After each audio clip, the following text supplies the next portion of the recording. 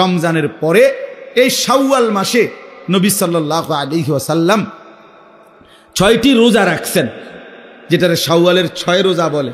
আমার শায়েখ আল্লামা মুফতি মুশতাকুন নবী কাসিমি হুজুর এটা বলছে হুজুরের বয়ানেও, যে এই যে আল্লাহ যে বলছে বান্দা তুমি শুকর আদায় করবা রমজান পেয়ে, তো বান্দা যেন শুকর আদায় করছে প্র্যাকটিক্যাল আরো 6টা রোজা রেখে, যে আল্লাহ আপনি যে আমারে 1 মাস রোজা রাখার তৌফিক দিছেন, এটার শুকর হিসাবে কৃতজ্ঞতা হিসাবে আমি আরো 6টা রোজা রাখলাম।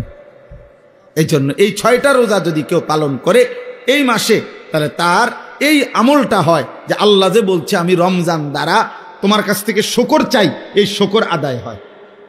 আচ্ছা, আরেকটা বিষয় হলো হাকিমুল উম্মত মুজাদ্দিদুল মিল্লাত হযরত মাওলানা শাহ আশরাফ আলী থানভী রাহমাতুল্লাহি আলাইহি বলেন, হাদিসের বক্তব্য এটা, আল্লাহ যখন কোনো বান্দার আমল কবুল করে তখন আল্লাহ ওই কবুলের একটা চিহ্ন হইল আল্লাহ ওই আমলটি তাকে পুনরায় করবার তৌফিক দেয়। বুঝেন নাই কথাটা? এটার দ্বারা প্রমাণ হয় আল্লাহ তার পিছনের আমলটা কবুল করছেন। তো এই জন্য রমজানের 1 মাস রোজা রাখবার পরে কোনো ব্যক্তি যখন পুনরায় আবার এই মাসে 6টা রফল রোজা রাখে, তো বোঝা যায় আল্লাহ তার রোজা পিছনেরটা কবুল করছেন, এই জন্য নতুন রোজা রাখবার তৌফিক দিয়েছেন। এই জন্য এই 6 রোজা অত্যন্ত ফজিলতপূর্ণ রোজা। এই জন্য আমি আজকে এতটুকুই কথাই বলতে চাই। 1 নম্বর মূল যে কথাটা বললাম, কেন আমরা গুনাহ করব, কেন আমরা আল্লাহর নাফরমানি করব? আল্লাহ তাআলা আমাদেরকে হায়াত দিয়ে এত বড় রমজান দেওয়ার পরে আমাদের তো উচিত আল্লাহর প্রতি কৃতজ্ঞ হওয়া, আল্লাহর প্রতি শুকরগুজার হওয়া। অতএব আমরা যে যে গুনার মধ্যে আছি আমরা তওবা করতে চেষ্টা করি। প্রিয় সন্তানেরা, যুবকেরা, কিশোররা, বিশেষ করে তোমরা ভাইয়া, তোমরা আল্লাহর নাফরমানি থেকে ফিরে আসো। আর আগামীর পৃথিবীতে এই ইসরায়েলের এই ইহুদিদের এই জুলুম অত্যাচার, ফিলিস্তিনের মজলুম এই মুসলমানদের আহাজারি দেখে আমার ভাই নিজের কলিজার মধ্যে যদি কোনো ভয় না আসে, সবক না আসে, তো মনে রাখেন আমাদের জন্য মুসিবত অপেক্ষা করছে।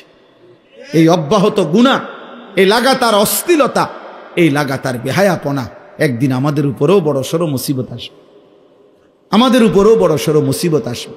এই জন্য দয়া করে যারা অভিভাবক আছেন, নিজের স্ত্রী সন্তানের নামাজের দিকে, নিজের স্ত্রী সন্তানের আখলাকের দিকে আরেকটু নজরদারি করেন, এবং নিজেরাও যারা ছেলেরা মেয়েরা প্রত্যেকেই মুসলমান হিসাবে ঈমান আমলের উপরে উঠবার চেষ্টা করেন। আল্লাহ তাআলা আমাদেরকে তৌফিক দান করেন। আল্লাহ তাআলা আমাদেরকে প্রত্যেককেই আল্লাহ তার শুকরের ওয়ালা কৃতজ্ঞ বান্দা হওয়ার তৌফিক দান করেন। একটা আশ্চর্য কথা আছে, আমি কিতাবে পড়ছি, আমার শায়েখের একটা পছন্দের কিতাব ফিকহুল আদইয়া, এই কথাটাই শেষ করছি। ওই কিতাবের মধ্যে আছে আল্লাহ তাআলা তার বহু নিয়ামত, আল্লাহ বলছেন আল্লাহ যাকে চান তাকে দেন। কোরআন শরীফে এমন আছে, ফাসাউফা ইউগনিকুমুল্লাহু মিন ফাদলিহি ইনশাআ। আল্লাহ বলেন আল্লাহ যাকে চান তাকে তিনি ধনী বানিয়ে দেন। তো যাকে চান, ইয়াহাবু লিমান ইয়াশাউ ইনাসা, আল্লাহ যাকে চান তাকে কন্যা সন্তান দান করেন। ইয়াগফিরু লিমান ইয়াশা, আল্লাহ যাকে চান তাকে মাফ করে দেন। ইয়াবসুতুর রিজকা লিমান ইয়াশা, আল্লাহ যাকে চান তার রিজিক প্রশস্ত করে দেন। আল্লাহ পাক যাকে চান, এরকম বলে অনেক কথা আল্লাহ বলছেন যে ওয়াগফিরু লিমান ইয়াশা, আল্লাহ যাকে চান তাকে মাফ করে দেন, যাকে চান তাকে রিজিক দান করেন, যাকে চান তাকে ইজ্জত দান করেন। তার মানে সবাইকে দেন না, যাকে চান তিনি তাকে দেন। কিন্তু একটি আমল আছে এরকম, যেটা কোনো বান্দা করলে আল্লাহ যতজন করে প্রত্যেককেই তার বিনিময় দান করে। এনে যাকে চান নাই, সেটা হলো শুকর। এটা কোরআনের আয়াত। আল্লাহ কোরআনে স্পষ্ট বলছে ওয়াসায়াজিল্লাহু শাকিরিন, আল্লাহ তাআলা প্রত্যেক কৃতজ্ঞ বান্দাকে বিনিময় দিয়ে থাকেন, যাকে চান না, বরং প্রত্যেক কৃতজ্ঞ বান্দাকে আল্লাহ বিনিময় দিয়ে থাকে। এজন্য যে আল্লাহর কৃতজ্ঞতা আদায় করবে আল্লাহ তাকেই বিনিময় দেবেন। এজন্য ইনশাআল্লাহ আমরা প্রত্যেকে আল্লাহ পাকের কৃতজ্ঞ বান্দা হব। বলেন ইনশাআল্লাহ। আল্লাহ কোরআনে মানুষের 2টা ভাগ বলছে, ইম্মা শাকিরান ওয়া ইম্মা কাফুরা। আল্লাহ বলছে আমার বান্দা হবেই 2 রকম, হয় হবে আমার কৃতজ্ঞ, না হয় আমার অকৃতজ্ঞ। অকৃতজ্ঞ ইম্মা শাকের বা ইম্মা কাফুর, হয়তো শাকের হবে নয়তো কাফুর হবে, অকৃতজ্ঞ হবে। আল্লাহ বলছে শাকের হইলেও পুরস্কার রাখছি, অকৃতজ্ঞ হইলেও শাস্তি বরাদ্দ করে রেখেছি। অতএব আল্লাহ তাআলা যেন আমাদেরকে আল্লাহ পাকের শুকর গুজার কৃতজ্ঞ বান্দা হিসাবে কবুল করে নেয়। আজকের এই জীবনপুর দক্ষিণ পাড়া যুবক ভাইদের এই মাহফিল, আলহামদুলিল্লাহ এই মাহফিলে আমি আগেও আসছি, এই বছরও আসার সুযোগ হয়েছে। আল্লাহ তাআলা এই মাহফিলকে আগামী দিনেও যেন কবুল করে নেন। পবিত্র কোরআনুল কারীমের সূরা বাকারার 185 নম্বর আয়াতের অংশ বিশেষ আমি তেলাওয়াত করেছি, মানে পুরা আয়াতটা না, আয়াতের শেষ অংশ। কোরআনুল কারীমের সূরা বাকারা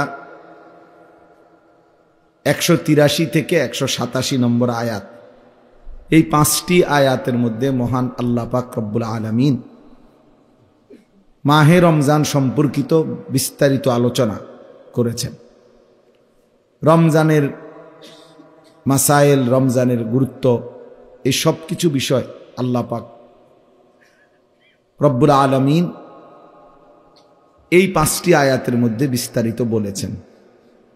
তো এই 5টা আয়াতেরই একটা হলো 185 নম্বর আয়াত। এই 185 নম্বর আয়াতের শেষ অংশ আমি পড়েছি। আল্লাহ পাক রব্বুল আলামিন ইরশাদ করেছেন, ইউরিদুল্লাহু বিকুমুল ইউসরা ওয়ালা ইউরিদু বিকুমুল উসরা। দেখেন আইয়ুবী সাহেব হুজুর বয়ান করছেন, এরপরে শ্রোতা আরো কম হইল তেমন কোনো অসুবিধা নাই। এই জন্য আমার একটা অনুরোধ হলো, ফাঁকা জায়গা পূরণ করে আর একটু কাছাকাছি হয়ে বসে।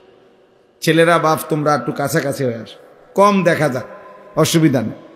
আমরা এলাকার হুজুর কম হইলে কিচ্ছু হইতো না, তুমি আও, কাছে আও।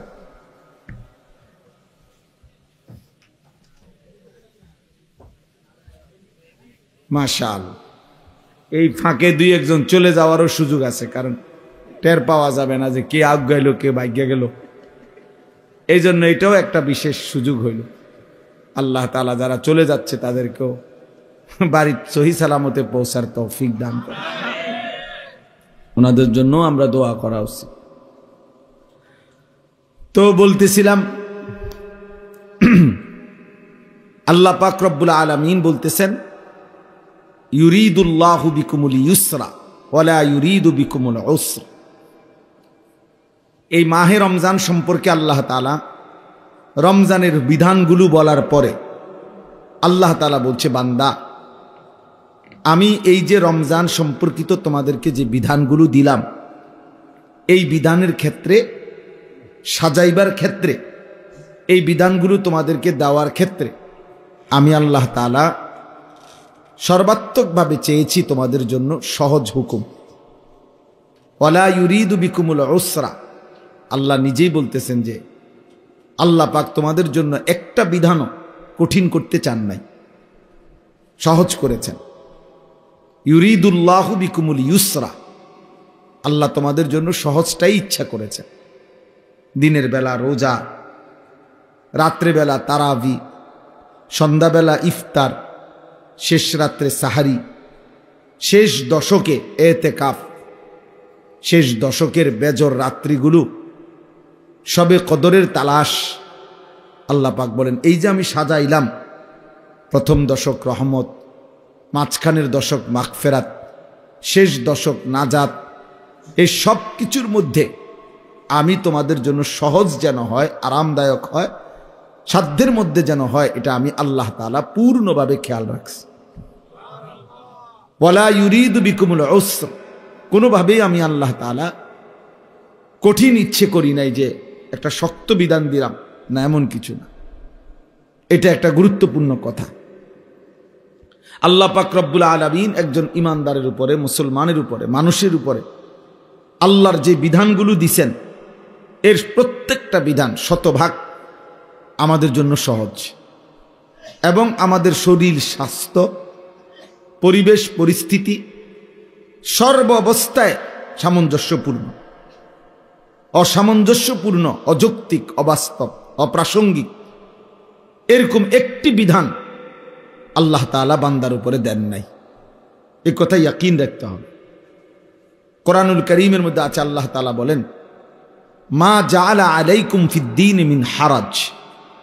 আল্লাহ তাআলা দ্বীনের ব্যাপারে তোমাদের উপরে কোনো মুসিবত পেরেশানি আল্লাহ তাআলা দেন নাই।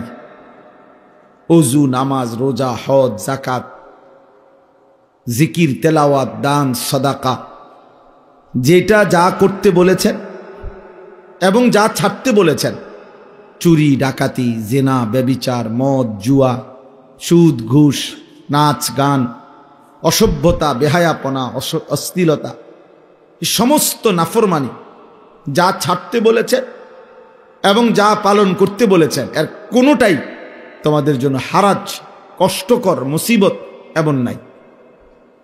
তুমি বান্দা পারবা, এটা বুঝে শুনেই আল্লাহ তাআলা দান করছেন, হুকুম দিছেন। আল্লাহ তাআলা আমাদের জন্য সামনেরটাও জানেন, পিছনেরটাও জানেন।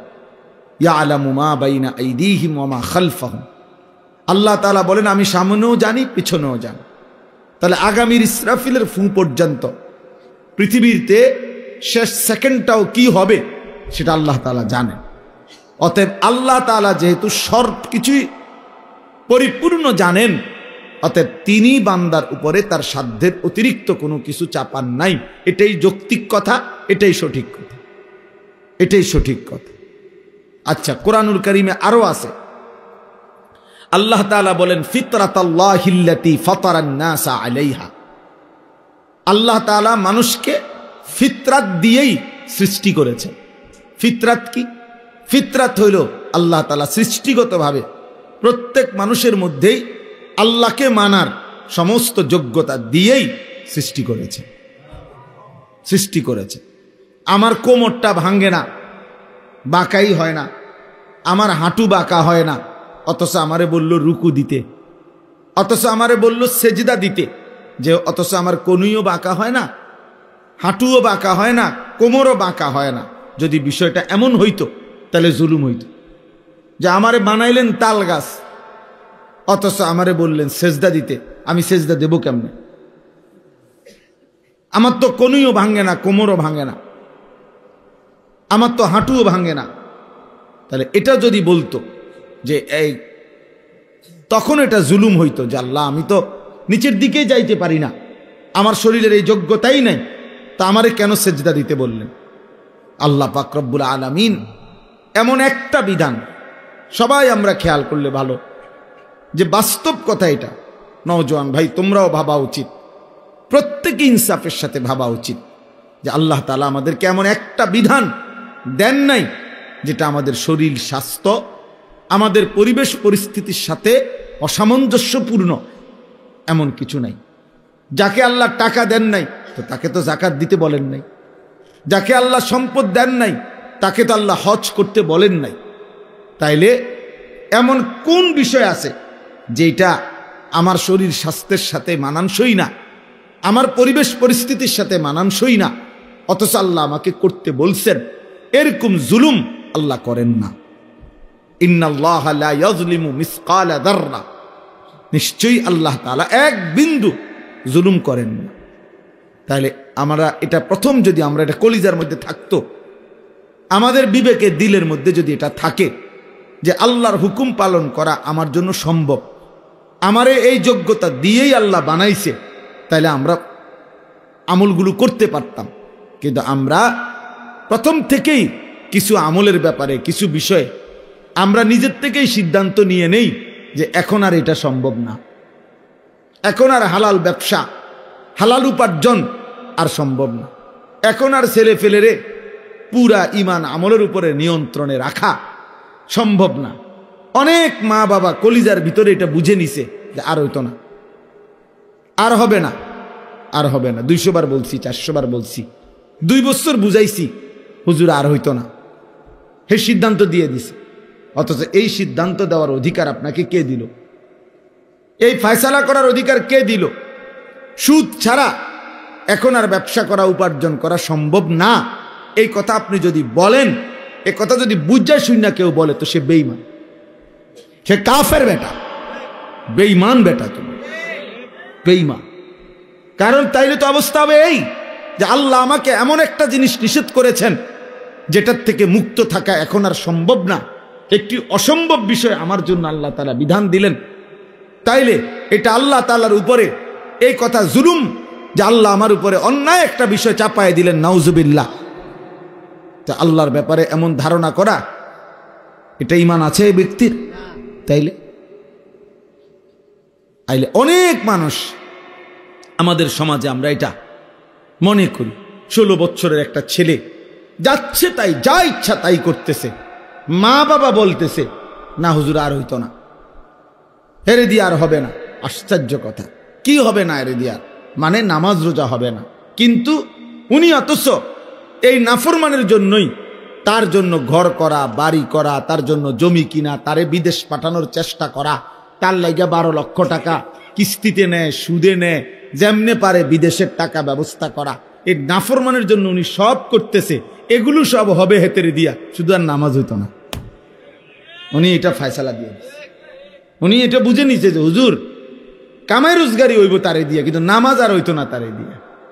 আমনের এই সমস্ত বাটপারি কথা এগুলা ফেরেশতা বোঝে না। হ্যাঁ, আপনার এই সমস্ত ধোকার কথা আপনি কি বুঝাইলেন? এটা এই জন্য আল্লাহ পাক রব্বুল আলামিন বলছেন, বান্দা বিশ্বাস করো, একটা হুকুম আমি কঠিন করি নাই, বরং আমি তোমাদের জন্য ইউরিদুল্লাহু বিকুমুল ইউসরা, সব ব্যাপারে আমি আল্লাহ তাআলা তোমাদের জন্য সহজটা চেয়েছি, আমার বান্দার যেন কষ্ট না হয়।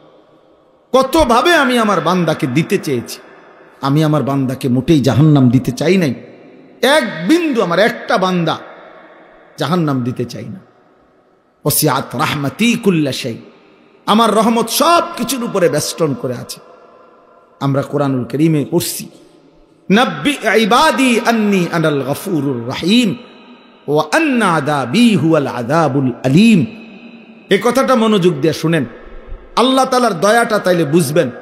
আল্লাহ বলতেছে, নবী আপনি আমার বান্দাদেরকে শুনায়া দেন, আন্নী আনাল গফুরুর রহিম, আমি আল্লাহ, আমি গফুর, আমি প্রচন্ড ক্ষমাশীল, রাহিম, আমি সর্বোচ্চ দয়াবান, পরিপূর্ণ দয়াবান, আমি দয়ালু। আর ওয়া আন্না আযাবি হুয়াল আযাবুল আলীম, আর এটাও বলে দেন আমার আযাব সেটাও কিন্তু অত্যন্ত ভয়ানক। কিন্তু তাফসীরের মধ্যে একটা আশ্চর্য সুন্দর কথা আছে। কথাটা হলো এই যে এই দুইখানে আল্লাহ বলছেন আমি গফুরুর রাহিম, আমি ক্ষমাশীল, আবার বলছেন আমার আযাবও ভয়ানক। কিন্তু দুইটার মধ্যে একটা পার্থক্য চিন্তা করেন। মুফাসসিরিনে কেরাম বলে যে আল্লাহ তাআলা বান্দাকে মাফ করবার ক্ষেত্রে নিজেই স্বয়ং গফুরুর রাহিম, তাহলে মাগফিরাত, বান্দাকে মাফ করা, এটা আল্লাহর সত্তার মধ্যে আছে, আল্লাহর অস্তিত্বের মধ্যেই মাগফিরাত আছে, তিনি গফুর। কিন্তু আযাব তাকে যদি দিতে চান, এটা আল্লাহর অস্তিত্বের মধ্যে না, এটা আল্লাহর সত্তার মধ্যে না, এটা আল্লাহর স্টকের মধ্যে। মানে আযাব এটা আল্লাহ তাআলার স্টকে আছে, জাহান্নামে হোক, যেখানে আল্লাহ তাআলা সংরক্ষণ করছেন আযাবের বিষয়গুলো, তো সেটা ওইখানে আছে। তাহলে আযাব আল্লাহর স্টকে, আর মাগফিরাত আল্লাহর সত্তার মধ্যে। এই জন্য যেটা আল্লাহর সত্তার মধ্যে, তো আযাব দিতে চাইলে, বান্দাকে শাস্তি দিতে চাইলে, মনে করেন ওইখান থেকে লাঠি নিতে নিতে যদি বান্দা মাফ চায়, তো লাঠি তো নিয়া মারবে, আর মাফ করতে হলে তো সত্তার মধ্যেই আছে, তৎক্ষণাৎ মাফ করে দিবে। এই জন্য মাগফিরাত আগে, মাগফিরাত আগে চলে, আযাব পরে। আযাব তো ওইখান থেকে লইতে হইব, তারপরে মারতে হবে, শাস্তি দিতে হবে, আর মাগফিরাত তো সঙ্গেই আছে, মাগফিরাত তো সঙ্গেই আছে। এই জন্য আল্লাহ তাআলা তার বান্দার উপরে কঠিন কিছু দেন নাই। আল্লাহ তাআলা সর্বোচ্চ বান্দার জন্য দয়া করেছেন, দয়া করেছেন। আমাদেরকে আল্লাহ তাআলা যে বিধানগুলো দিয়েছেন এর কোনোটাই কঠিন না। আদ-দীনু ইউসরুন, নবী সাল্লাল্লাহু আলাইহি ওয়াসাল্লাম বলেন দিন সহজ। আল্লাহ কোরআনে বলছেন ওয়ালাকাদ ইয়াসসারনাল কুরআনা লিযিকর, আমি বান্দা কোরআনুল কারীমকে শিখার জন্য, বুঝার জন্য আমি সহজ করে দিয়েছি। ফাহাল মিন মুদ্দাকির, কে আছো এর থেকে উপদেশ গ্রহণ করবে। তাইলে প্রিয় ভাই আমার, বাপ আমার, ইনসাফের সাথে আপনারা, আমি কিংবা আপনি, যে বা যারা আমরা প্রতিনিয়ত আল্লাহর নাফরমানি করতেছি, আল্লাহর হুকুমের বিরুদ্ধাচরণ করছি, কেন বলেন? কেন? যারা এক ওয়াক্ত নামাজ পড়ে না, কেন পড়ে না? কেন পড়ে না বলেন? যারা হালাল খাচ্ছে না, কেন খাচ্ছেন? তার জন্য এটা অসম্ভব নাকি? তার জন্য এটা অসম্ভব মনে হয়েছে? না, অসম্ভব। বরং এই মূল বিষয় হলো এটা, আখিরাতকে ভুলে গেছে, আল্লাহকে ভুলে গেছে, সে পরকালকে কিছুই মনে করে না। ইয়ালামুনা যাহিরাম মিনাল হায়াতিদ দুনিয়া ওয়া হুম আনিল আখিরাতি হুম গাফিলুন। আল্লাহ তাআলা বলে, বান্দা, দুনিয়ার জীবন তো খুব ভালো বুঝলা, কিন্তু আখিরাতের ব্যাপারে একদম গাফেল হয়ে রইলা। আখিরাতের কথা বললে আর কিছু বোঝে না, আর কিছুই বোঝে না। চাচারে জিজ্ঞাসা করবেন, কোরআন শরীফ পড়তে পারেননি, সহি শুদ্ধ না, পারে না। কিন্তু চাচা মেল মিটিং বোঝেননি, কত মেল তো আমিই করি, 10 গ্রামে আমার তে বালা বুঝেন না, আসেনি কেউ। আমি খবর লো না, একটা খবর লো। দুনিয়ার সমস্ত বিষয়ে উনি বুঝে, কিন্তু আল্লাহর কোরআনের এক লাইন উনি তেলাওয়াত করতে জানে না। কারণ কি? অহুম আনিল আখিরাতে হুম গাফিলুন। আখিরাতের ব্যাপারে গাফেল।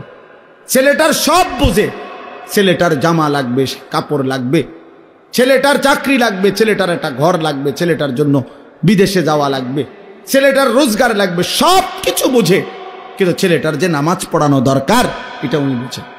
কারণ এটা যে আখিরাত, এটা যে আখিরাত, এটা যে পরকাল। তাইলে বাস্তবতা হইল, ইনসাফের কথা হইল, আল্লাহ কিন্তু এটা বলছে, বান্দা আমি কঠিন করি নাই, আমি সহজ করেছিলাম, কিন্তু তুমি গুরুত্ব দিলা না, তুমি গুরুত্ব দিলা না, পাত্তা দিলা না। আজকে ইচ্ছে করে খামখেয়ালি করে আমরা নামাজ পড়ি না। এই তোমরা যারা ছেলেরা নামাজ পড়ো না, একেবারে কোনো কারণ নাই বাপ। তোমার শরীর সুস্থ, তোমার শরীর সামর্থ্যবান, তুমি নওজোয়ান, তুমি যুবক, তুমি কিশোর, তোমার শরীরে কোনো রোগ ব্যাধি ব্যারাম কিচ্ছু নাই, কিন্তু এক ইবলিস শয়তানের কাছে তুমি হেরে গেছো, এক নফসের ধোকার কাছে তুমি হেরে গেছো, একটা মোবাইলের কাছে হেরে গিয়ে, অসৎ বন্ধুর কাছে হেরে গিয়ে এক ওয়াক্ত নামাজ পড়ে না। আমি বারবার, আমার সবচেয়ে বেশি কষ্ট লাগে এই কথাটা ভাবলে, যে খোদার 30 দিন, একটা মাস পূর্ণ, একটা রমজান যার উপর দিয়া গেল, রমজানের রোজাগুলো রাখলো, তারাবি পড়লো, এত বড় শ্রেষ্ঠতম রমজান, রহমত মাগফিরাত নাজাতের মাস, আল্লাহ তাআলা জান্নাতের দরজা খুলে রাখছেন, জাহান্নামের দরজা বন্ধ করে দিছিলেন, শয়তানগুলোকে বন্দী করে রাখছিলেন।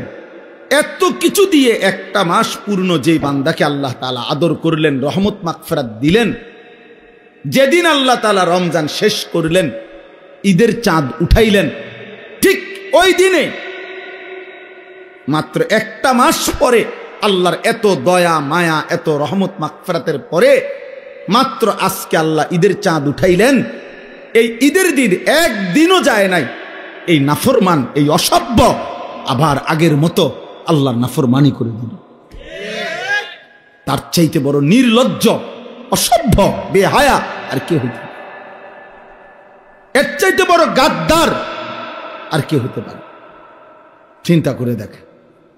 আপনাদের যাদের মেয়েরা ঈদের দিনে বেপর্দা চলল, আপনাদের যাদের ছেলেরা ঈদের দিন এক ওয়াক্ত নামাজও পড়ল না, ঈদের দিন 24টা ঘন্টা এই নাচ গান, সিনেমা, নাটক, উলঙ্গ ছবি, অশ্লীল দৃশ্য, কিংবা রাস্তার মেয়ের পিছনে পিছনে হাঁটলো, এই অসভ্য জঙ্গলি, এই হাইওয়ান জানোয়ার, এই মুসলমানের ঘরে সে কেমনে বড় হইল?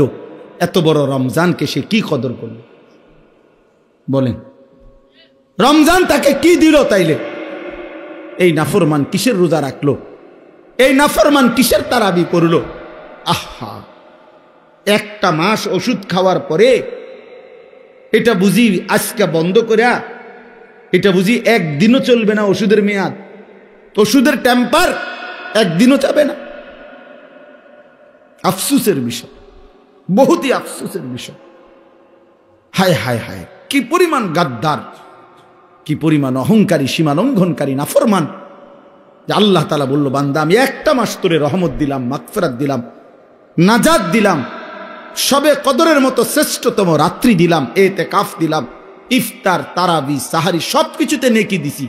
রোজায় নেকি, তারাবিতে নেকি, ইফতারে নেকি, সাহারিতে নেকি, ইতিকাফে নেকি, সবে কদরের এক রাতে 1000 মাসের চাইতে বেশি, রাতের চাইতে বেশি নেকি দিলাম। এত কিছু দেওয়ার পরে ঈদের চাঁদ উঠাইতে দেরি না, তুই আমি আল্লাহকে বৃদ্ধাঙ্গুলি দেখাইয়া আবার আমার নাফরমানি করে ফেললাম। হায় হায় গাদ্দার, হায় হায় হায়, আফসোসের বিষয়, আফসোসের বিষয়। ওই মা বাপগুলো আফসোস করা উচিত, যাদের চোখের সামনে তাদের সন্তান খোদার একটা মাস রমজান শেষ হওয়ার পরই আল্লাহর নাফরমানি করল, আল্লাহর নাফরমানি করল। যাদের মেয়েগুলো বেপর্দা হাঁটলো, যাদের স্ত্রী বেপর্দা হাঁটলো, যাদের ছেলেগুলো শুধুমাত্র অসভ্যতার নোংরামি করে ঈদ পালন করল। অথচ এটা কোনো যুক্তিতে ভাইয়া, একটা ছেলে হলেও বুঝছ, কোনো যুক্তিতে বাবা অসভ্যতা ঈদ হইতে পারে না। নাচ গান এটা ঈদ হবে কেন? এটা তো গুনাহ। নারীর পিছনে হাঁটা বন্ধু, এটা তো ঈদ না, এটা তো নাফরমানি বেটা। কোন মেয়ে বেপর্দা হওয়া, ওই অসভ্য বেহায়া নারী, এটা তো ঈদ হইতে পারে না, এটা তো বেহায়া নারী বেটা, অসভ্য নারী, এটা দুশ্চরিত্র নারী, এটা এটা তো এই সমাজের দুর্গন্ধ, এটা তো এই সমাজের লানত, এটা তো অভিশপ্ত। এটা ঈদ হবে কেন? ঈদ তো ইবাদত। কোরআনুল কারীম আল্লাহ তাআলা এখানে বলছেন এটা ওয়ালিতুকমিলুল ইদ্দাতা, এর পরের কথা এটা। আল্লাহ বলছে, বান্দা আমি সহজ করেছি বিধান, কঠিন করি নাই। কাজে আমার রমজান পূর্ণ করো, প্রতিটা বিধান পূর্ণ করো, গুণে গুণে পূর্ণ করো, রোজা পুরা করো, তারাবি পুরা করো, ইফতার পুরা করো, সাহারি পুরা করো, শেষ দশকে ইতিকাফ করো, সবে কদরের বেজর রাত্রিগুলোতে শেষ দশকে তালাশ করো, আর সবগুলো পূর্ণ ইবাদত করে যেদিন ঈদের চাঁদ উঠবে সেদিন তোমার করণীয় ওয়ালিতুকাব্বিরুল্লাহ আলা মা হাদাকুম, আমি যে তোমাকে রমজান দিলাম, আমি যে একটা মাস হায়াত দিলাম, আমি যে তোমারে এতগুলো নিয়ামত, এতগুলো ইবাদত, এতগুলো নেকির সন্ধান তোমাকে যে আমি দিলাম, এই খুশিতে, এই আনন্দে, এই কৃতজ্ঞতায় তুমি আমি আল্লাহর তাকবীর, আল্লাহু আকবারের ধ্বনি উচ্চ করো। এই ছিল ঈদের করণীয়। ওয়ালিতুকাব্বিরুল্লাহ, আল্লাহর তাকবীর বলো, আল্লাহর তাকবীর, আল্লাহু আকবার, আল্লাহু আকবার, লা ইলাহা ইল্লাল্লাহু আল্লাহু আকবার, আল্লাহু আকবার ওয়ালিল্লাহিল হামদ। তাহলে আল্লাহ পাক কোরআনে স্পষ্ট বললেন ওয়ালিতুকাব্বিরুল্লাহ, ঈদের দিনের করণীয় তুমি আল্লাহর তাকবীর পড়ো। আর তুমি নাফরমান, নাচলা, গাইলা, ফুর্তি করলা, ডেকসেট বাজাইলা, আর গান বাদ্য, মোবাইলের নাচ গান, নারীর পিছনে ঘুরলা, যারা মেয়েদেরকে বেপর্দা ছেড়ে দিলেন, স্ত্রীকে বেপর্দা ছেড়ে দিলেন, ঘরে ঘরে টেলিভিশনের আওয়াজ উচ্চ করে দিলেন, এই নাফরমানরা, আপনারা তো আল্লাহকে বৃদ্ধাঙ্গুলি দেখাইলেন, আল্লাহর বরত্বকে ছোট করে দিলেন, শয়তানকে বড় করে দিলেন। আল্লাহ তো বলছে তুকাব্বিরুল্লাহ, আল্লাহর বরত্ব ঘোষণা করো, আল্লাহ বড়, আল্লাহ বড় বলো। আর তুমি নাফরমান বললা, না শয়তান বড়, শয়তান বড়, শয়তান। তুমি তো শয়তানকে উচ্চ করলা। না, ঈদ তো তোমার বাপের না, ঈদ তো জাতিসংঘের দেওয়া না, ঈদ তো সরকারের না, ঈদ তো সংবিধানের দেওয়া না, ঈদ তো মহান আল্লাহ পাকের দেওয়া। রাসূলুল্লাহ সাল্লাল্লাহু আলাইহি সাল্লামের ঘোষণা করা, আল্লাহ দিয়েছেন ঈদ, নবীজি ঘোষণা করেছেন। তাহলে যেটা আল্লাহ ঘোষণা করলেন, নবীজি ঘোষণা করলেন, সেখানে আমি আল্লাহর নাফরমানির মাধ্যমে সেটা ঈদ হয় কেমন? এজন্য অসভ্যতা ঈদ হইতে পারে না। বেহায়া নারীর এই হাঁটা, এটা ঈদ নয়, এটা অসভ্যতা, অসভ্যতা। তোমরা যারা যুবক এক ওয়াক্ত নামাজ পড়ো নাই, তুমি অসভ্য। তুমি মুসলমানের ঈদ পালন করো নাই, তুমি শয়তানের কোনো এজেন্ডা বাস্তবায়ন করেছ। তোমার সাথে ইমানদারের ঈদের কোনো সম্পর্ক নেই, ইমানদারের ঈদের কোনো সম্পর্ক। তুমি বেহায়া, ঠিক আছে, চলো বেঈমানের সাথেই চলো। আর বেঈমান তোমার ভাইকে প্রতিদিন বোমা মেরে হত্যা করছে, শহীদ করছে। আজকের পত্রিকাতেও খবর আসছে, গাজ্জার, ফিলিস্তিনের গাজ্জার মুসলমানকে ইসরায়েলের ওই ইহুদি কুত্তারা এইভাবে বোমা হামলা করছে। এই বোমা হামলা যেখানে হইছে, ওইখানকার মানুষগুলো যখন বোমার আঘাতে শহীদ হয়েছে, শাহাদাত বরণ করছে, এদের লাশ এত শক্তিশালী বোমা, বোমার ধোঁয়া যখন উপরের দিকে উঠছে, লাশ সহ উপরের দিকে ওইটা ছিন্ন ভিন্ন হয়ে গেছে। আজকে পত্রিকায় দেখাইছে, ছবি উঠেছে, ইমানদারের লাশ ছিন্ন ভিন্ন হয়ে আকাশে উঠছে। হায় হায়, এটা তো গল্প না, এটা তো রূপকথা না, এটা তো কিচ্ছা কাহিনী না বন্ধু, এটা প্রাচীন কোনো ইতিহাস না। এটা এই মুহূর্তে পৃথিবীতে, এই মুহূর্তে পৃথিবীতে আমার ইমানদার ভাইদের উপরে, মুসলমানের উপরে এই জুলুম করছে ইহুদি ওই কুত্তারা। পৃথিবীর কোনো ভদ্রতা যেই বেঈমানদের কাছে নাই, কোনো আখলাক বলতে নাই, কোনো সভ্যতা যাদের কাছে নাই, সেই ইউরোপ, আমেরিকার, এরা মুখ বন্ধ করে আছে। আমেরিকার প্রত্যক্ষ সহযোগিতায়, সরাসরি মদদে ইসরায়েলের কুত্তারা এই জুলুম করছে। অথচ সেই বেঈমানের আচরণ, প্রিয় ছেলেরা, আমার প্রিয় বাবা বোনদেরকে বইল, সেই বেঈমানদের আচরণ, চলাফেরা, চুল, লেবাস, পোশাক যদি তোমার পছন্দ হয়, তুমি যদি একদিকে তোমার মজলুম মুসলমান কিভাবে লাশ ছিন্ন ভিন্ন করে দিচ্ছে, আর তখনও তুমি মোবাইলে নাড়িয়ে দেখো, ছবিয়ে দেখো, উলঙ্গ দৃশ্য দেখো, ছি বেটা, তোর লানত তোর এই জিন্দেগির উপরে, লানত তোর উপরে বেটা, লানত তোর উপরে, আল্লাহর লানত তোর উপরে বেটা, লানত পড়ুক তোর উপরে বেটা। তোর বিবেকের মধ্যে যদি এতটুকু অনুভূতিও না জাগে বেটা,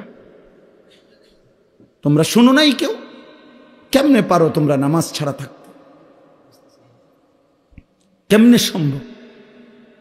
কি পরিমাণ অভিশপ্ত আমাদের জিন্দিগি হয়ে গেছে। মনে হয় যেন বিষয়টা এমন যে পাশের ঘরের আমার মুসলমান জন পাশের ঘরের এগরে জ্বালাইয়া ফেলতেছে, হত্যা করতেছে, আর এই পাশে হে মোবাইল টিপে। হের যদি জিজ্ঞান কিরে বেটা, বলবে যে আমারও তো মারছে না, আমারও তো মারছে না, এটা ফিলিস্তিনে না, এটা তো বাংলাদেশে না, আরে এটা তো আমরা ঢাকা না, এটা কুমিল্লা না, তো এটা কুমিল্লা শহর না, এটা দেবিদ্বারে না, এটা আমগো গ্রামে না, তো আমারও তো আর মারছে না, আমারও তো মারছে না। হায় হায় হায়, বাবা মা আপনাদের বিবেক হবে কখন? সন্তান তোমাদের বিবেক হবে কখন? আরে মিয়া, আর কিছু করতে না পারি, চোখের পানিটা তো ফেলতে পারতাম, আল্লাহর কাছে বলতে তো পারতাম যে আল্লাহ, মজলুম আর কতদিন কাঁদবে,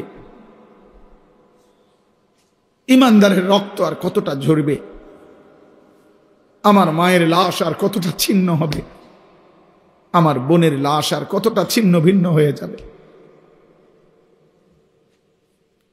বহুতই আশ্চর্য।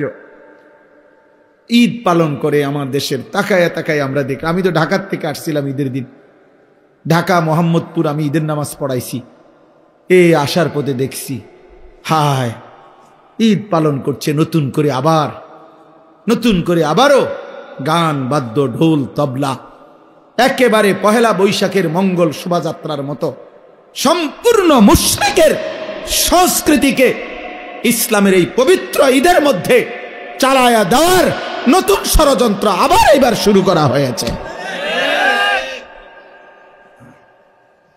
আবার এবার ঈদের দিনে, এতদিন দেখতাম পহেলা বৈশাখকে কেন্দ্র করে ঢোল, তবলা, এই হই হুল্লুর হইতো, এখন ঈদের পবিত্র দিনে, আরে ঈদ মানে তো উৎসব না বেটা, ঈদ মানে পৃথিবীর কোন ডিকশনারিতে ঈদ মানে উৎসব নাই বেটা। ঈদ তোমার বাফের না, ঈদ বাংলা ভাষার কারো না, ঈদ এটা আরবি শব্দ, এটা রাসূলুল্লাহ সাল্লাল্লাহু আলাইহি ওয়াসাল্লামের জবানের উচ্চারিত শব্দ। অতএব সেটা জিজ্ঞেস করতে হবে ওইখান থেকে। ঈদ মানে উৎসব নয়, ঈদ মানে ইলাইহি আওয়াইদুল ইহসান। খুতবার বই তো আছে, কিতাবেও আছে, ঈদ মানে হলো যেটা ফিরে আসে, অর্থাৎ মহান আল্লাহ পাকের ইহসান ফিরে আসছে। গত 1 মাস আমার উপরে দিনের বেলা খাদ্য পানীয়, হালাল স্ত্রীর সাথে সম্পর্ক, এটা নিষেধ ছিল। এই অনুমতি আবার ফিরে আসছে আজকের ঈদের দিনে। আল্লাহ তাআলা আমার উপরে আল্লাহর অনুগ্রহ, দিনের বেলায়ও খাওয়ার অনুমতি ফিরায় দিছেন, পানি পান করার অনুমতি ফিরায়া দিছেন, স্ত্রীর সাথে মেলামেশার অনুমতি ফিরায়া দিছেন। আল্লাহ তাআলা তার ইহসান, দয়া আমার উপরে আবার ফিরায়া দিছেন। আল্লাহ আমারে 1টা মাস হায়াত দিয়া ঈদের দিন পর্যন্ত পৌঁছাইয়া দিছেন। তো আমার কাছে যে আল্লাহর নিয়ামত ফিরে আসলো, আল্লাহর অনুগ্রহ ফিরে আসলো, এই জন্য আল্লাহর ওয়ালা আল্লাকুম, এই শেষ অংশ এটাই, ওয়ালা আল্লাকুম তাশকুরুন। আল্লাহ বলেন আমি চেয়েছি রমজান দিয়ে, আমি আল্লাহ তাআলা চেয়েছি তোমার কাছে তুমি আমার শুকর আদায় করবা, শুকর আদায় করবা, শুকর আদায় করবা। বান্দা আমি এই উদ্দেশ্যে দিছিলাম রমজান। ঈদ শেষ, রমজান শেষ করে তুমি নাচবা, গাইবা, রমজান রোজা পাবা, রোজা পালন কইরা হেবড়ার মাইয়ারে ছাইরা দিছে রাস্তাত, যে যা মানুষের জানা আজকে ঈদ। স্ত্রীকে বেপর্দা ছেড়ে দিছে, ছেলেটাকে ছেড়ে দিছে, আব্বা রোজা শেষ, আর চিন্তা করিও না, এবার নাচো গাও ফুর্তি করো।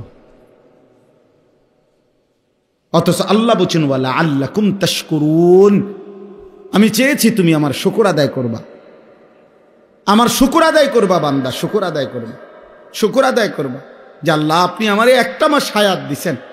আপনি যদি আমারে জীবন না দিতেন, হায়াত না দিতেন, আমি কেমনে পাইতাম রমজান, কেমনে পাইতাম? আচ্ছা বলেন এনাম ভাই, বলেন, আমাদের অ্যাডভোকেট এনাম সব সহ আমরা সহজ কথা শুনেন। যেদিন রমজানের চাঁদ ওঠে সেদিন আমরা মদিনা শরীফ একসাথে, আমার শায়েখ আল্লামা মুফতি মুশতাকুন নবী কাসিমি হুজুর সহ, এনাম ভাই সহ, আমরা আরো সাথী, রাসূলুল্লাহ সাল্লাল্লাহু আলাইহি ওয়াসাল্লামের রওজা শরীফের পিছন বরাবর ছাতার এখানে আমরা বসে আছি, ছাতার নিচে।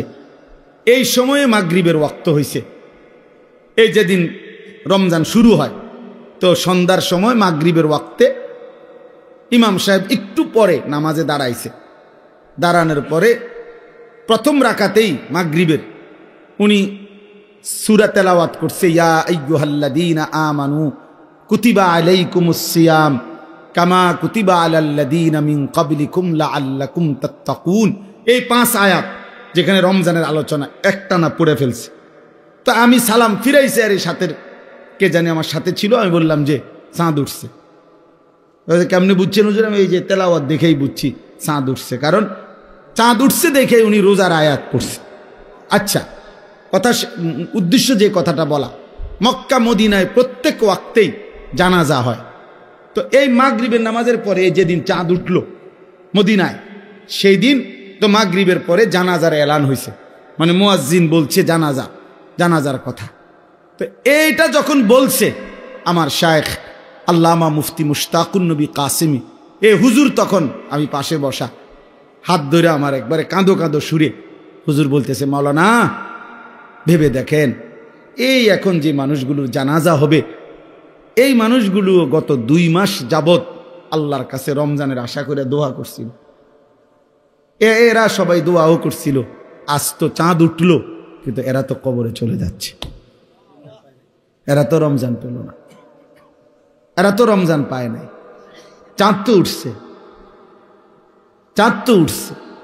আচ্ছা, এবার এদিক দিয়ে আসেন, আমরা তো সুধন্যপুরে আমার শায়েখ আল্লামা মুফতি মুশতাকুন নবী কাসিমি হুজুরের সাথেই এতেকাফ করি, এরাম ভাইও ছিলেন, আমরা সবসময় এখানেই এতেকাফ করি। এই বছরও প্রায় 1100-র মতো সাথী আলহামদুলিল্লাহ এতেকাফ করছে এক মসজিদে, প্রায় 1100 হবে আলহামদুলিল্লাহ, আলহামদুলিল্লাহ, এক মসজিদে এতেকাফ করছে।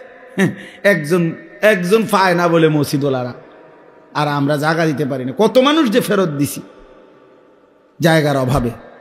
তো যাই হোক, তো শেষ দিন যেদিন চাঁদ, ঈদের চাঁদ উঠবে, মানে রমজান শেষ হবে, গত বছর একজন চাচা, এই মাদ্রাসার পাশেই বাড়ি, উনি গত বছর আমাদের সাথে এতেকাফ করছিল, এই বছর অসুস্থতার কারণে এতেকাফ করে নাই।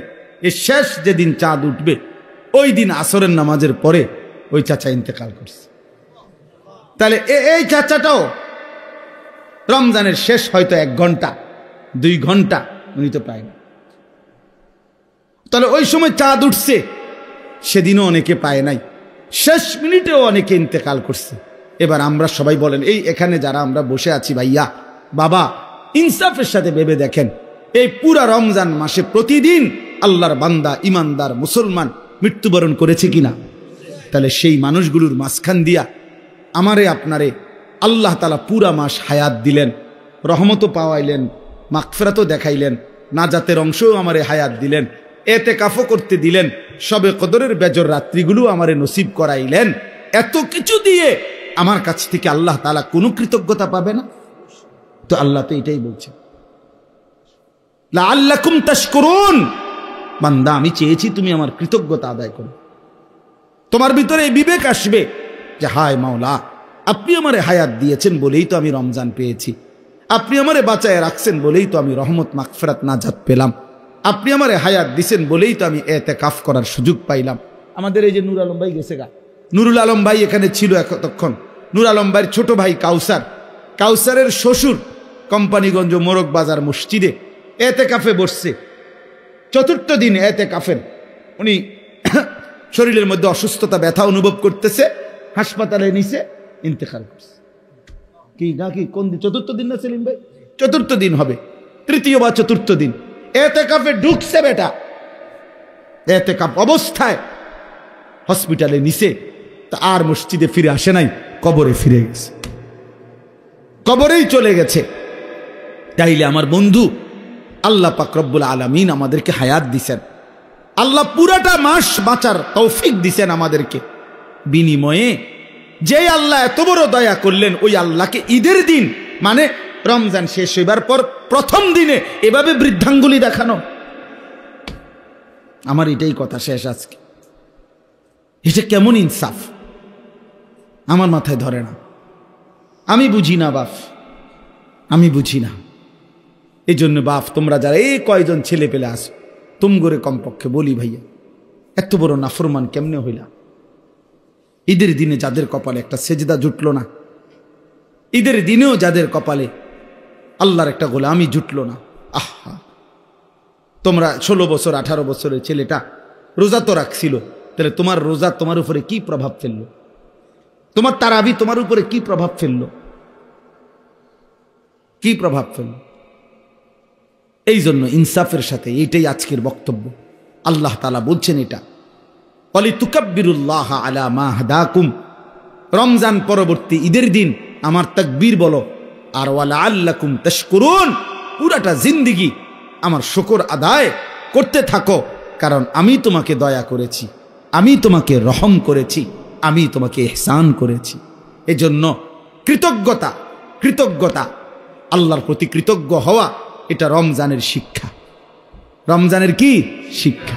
আচ্ছা, এই জন্য রাসূলুল্লাহ সাল্লাল্লাহু আলাইহি ওয়াসাল্লাম বলছেন এবং নিয়মিত আমল করছেন, রমজানের পরে এই শাওয়াল মাসে নবী সাল্লাল্লাহু আলাইহি ওয়াসাল্লাম 6টি রোজা রাখছেন, যেটারে শাওয়ালের 6 রোজা বলে। আমার শায়েখ আল্লামা মুফতি মুশতাকুন নবী কাসিমি হুজুর এটা বলছে, হুজুরের বয়ানেও, যে এই যে আল্লাহ যে বলছে বান্দা তুমি শুকর আদায় করবা রমজান পেয়ে, তো বান্দা যেন শুকর আদায় করছে প্র্যাকটিক্যাল আরো 6টা রোজা রেখে, যে আল্লাহ আপনি যে আমারে 1 মাস রোজা রাখার তৌফিক দিছেন, এটার শুকর হিসাবে, কৃতজ্ঞতা হিসাবে আমি আরো 6টা রোজা রাখলাম। এই জন্য এই 6টা রোজা যদি কেউ পালন করে এই মাসে, তাহলে তার এই আমলটা হয় যে আল্লাহ যে বলছে আমি রমজান দ্বারা তোমার কাছ থেকে শুকর চাই, এই শুকর আদায় হয়। আচ্ছা, আরেকটা বিষয় হলো, হাকিমুল উম্মত মুজাদ্দিদুল মিল্লাত হযরত মাওলানা শাহ আশরাফ আলী থানভী রাহমাতুল্লাহি আলাইহি বলেন, হাদিসের বক্তব্য এটা, আল্লাহ যখন কোনো বান্দার আমল কবুল করে, তখন আল্লাহ ওই কবুলের একটা চিহ্ন হইল, আল্লাহ ওই আমলটি তাকে পুনরায় করবার তৌফিক দেয়। বুঝেন না কথাটা? এটার দ্বারা প্রমাণ হয় আল্লাহ তার পিছনের আমলটা কবুল করছেন। তো এই জন্য রমজানের 1 মাস রোজা রাখবার পরে কোনো ব্যক্তি যখন পুনরায় আবার এই মাসে 6টা রফল রোজা রাখে, তো বোঝা যায় আল্লাহ তার রোজা পিছনেরটা কবুল করছেন, এই জন্য নতুন রোজা রাখবার তৌফিক দিয়েছেন। এই জন্য এই 6 রোজা অত্যন্ত ফজিলতপূর্ণ রোজা। এই জন্য আমি আজকে এতটুকুই কথাই বলতে চাই। 1 নম্বর মূল যে কথাটা বললাম, কেন আমরা গুনাহ করব, কেন আমরা আল্লাহর নাফরমানি করব। আল্লাহ তাআলা আমাদেরকে হায়াত দিয়ে এত বড় রমজান দেওয়ার পরে আমাদের তো উচিত আল্লাহর প্রতি কৃতজ্ঞ হওয়া, আল্লাহর প্রতি শুকরগুজার হওয়া। অতএব আমরা যে যে গুনার মধ্যে আছি আমরা তওবা করতে চেষ্টা করি। প্রিয় সন্তানেরা, যুবকেরা, কিশোররা, বিশেষ করে তোমরা ভাইয়া, তোমরা আল্লাহর নাফরমানি থেকে ফিরে আসো। আর আগামীর পৃথিবীতে এই ইসরায়েলের, এই ইহুদিদের এই জুলুম অত্যাচার, ফিলিস্তিনের মজলুম এই মুসলমানদের আহাজারি দেখে আমার ভাই নিজের কলিজার মধ্যে যদি কোনো ভয় না আসে, সবক না আসে, তো মনে রাখেন আমাদের জন্য মুসিবত অপেক্ষা করছে। এই অব্যাহত গুনাহ, এই লাগাতার অশ্লীলতা, এই লাগাতার বেহায়াপনা একদিন আমাদের উপরেও বড়সড় মুসিবত আসবে, আমাদের উপরেও বড়সড় মুসিবত আসবে। এই জন্য দয়া করে যারা অভিভাবক আছেন, নিজের স্ত্রী সন্তানের নামাজের দিকে, নিজের স্ত্রী সন্তানের আখলাকের দিকে আরেকটু নজরদারি করেন, এবং নিজেরাও যারা ছেলেরা মেয়েরা প্রত্যেকেই মুসলমান হিসাবে ঈমান আমলের উপরে উঠবার চেষ্টা করেন। আল্লাহ তাআলা আমাদেরকে তৌফিক দান করেন। আল্লাহ তাআলা আমাদেরকে প্রত্যেককেই আল্লাহ তার শুকরওয়ালা কৃতজ্ঞ বান্দা হওয়ার তৌফিক দান করেন। একটা আশ্চর্য কথা আছে, আমি কিতাবে পড়ছি, আমার শায়েখের একটা পছন্দের কিতাব ফিকহুল আদইয়া, এই কথাটাই শেষ করছি। ওই কিতাবের মধ্যে আছে আল্লাহ তাআলা তার বহু নিয়ামত, আল্লাহ বলছেন আল্লাহ যাকে চান তাকে দেন। কোরআন শরীফে এমন আছে, ফাসাউফা ইউগনিকুমুল্লাহু মিন ফাদলিহি ইনশাআ। আল্লাহ বলেন আল্লাহ যাকে চান তাকে তিনি ধনী বানিয়ে দেন। তা যাকে চান, ইয়াহাবু লিমান ইয়াশাউ ইনাসা, আল্লাহ যাকে চান তাকে কন্যা সন্তান দান করেন। ইয়াগফিরু লিমান ইয়াশা, আল্লাহ যাকে চান তাকে মাফ করে দেন। ইয়াবসুতুর রিজকা লিমান ইয়াশা, আল্লাহ যাকে চান তার রিজিক প্রশস্ত করে দেন। আল্লাহ পাক যাকে চান, এরকম বলে অনেক কথা আল্লাহ বলছেন যে ওয়াগফিরু লিমান ইয়াশা, আল্লাহ যাকে চান তাকে মাফ করে দেন, যাকে চান তাকে রিজিক দান করেন, যাকে চান তাকে ইজ্জত দান করেন। তার মানে সবাইকে দেন না, যাকে চান তিনি তাকে দেন। কিন্তু একটি আমল আছে এরকম, যেটা কোনো বান্দা করলে আল্লাহ যতজন করে প্রত্যেককেই তার বিনিময় দান করে। এনে যাকে চান নাই, সেটা হলো শুকর। এটা কোরআনের আয়াত। আল্লাহ কোরআনে স্পষ্ট বলছে ওয়াসায়াজিল্লাহু শাকিরিন, আল্লাহ তাআলা প্রত্যেক কৃতজ্ঞ বান্দাকে বিনিময় দিয়ে থাকেন, যাকে চান না, বরং প্রত্যেক কৃতজ্ঞ বান্দাকেই আল্লাহ বিনিময় দিয়ে থাকে। এজন্য যে আল্লাহর কৃতজ্ঞতা আদায় করবে আল্লাহ তাকেই বিনিময় দেবেন। এজন্য ইনশাআল্লাহ আমরা প্রত্যেকে আল্লাহ পাকের কৃতজ্ঞ বান্দা হব। বলেন ইনশাআল্লাহ। আল্লাহ কোরআনে মানুষের 2টা ভাগ বলছে, ইম্মা শাকিরান ওয়া ইম্মা কাফুরা। আল্লাহ বলছে আমার বান্দা হবেই 2 রকম, হয় হবে আমার কৃতজ্ঞ, না হয় আমার অকৃতজ্ঞ। অকৃতজ্ঞ ইম্মা শাকির ওয়া ইম্মা কাফুর, হয়তো শাকির হবে নয়তো কাফুর হবে, অকৃতজ্ঞ হবে।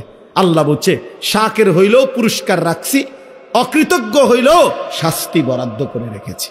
অতএব আল্লাহ তাআলা যেন আমাদেরকে আল্লাহ পাকের শুকরগুজার কৃতজ্ঞ বান্দা হিসাবে কবুল করে নেয়। আজকের এই জীবনপুর দক্ষিণ পাড়া যুবক ভাইদের এই মাহফিল, আলহামদুলিল্লাহ এই মাহফিলে আমি আগেও আসছি, এই বছরও আসার সুযোগ হয়েছে। আল্লাহ তাআলা এই মাহফিলকে আগামী দিনেও যেন কবুল করে নেন।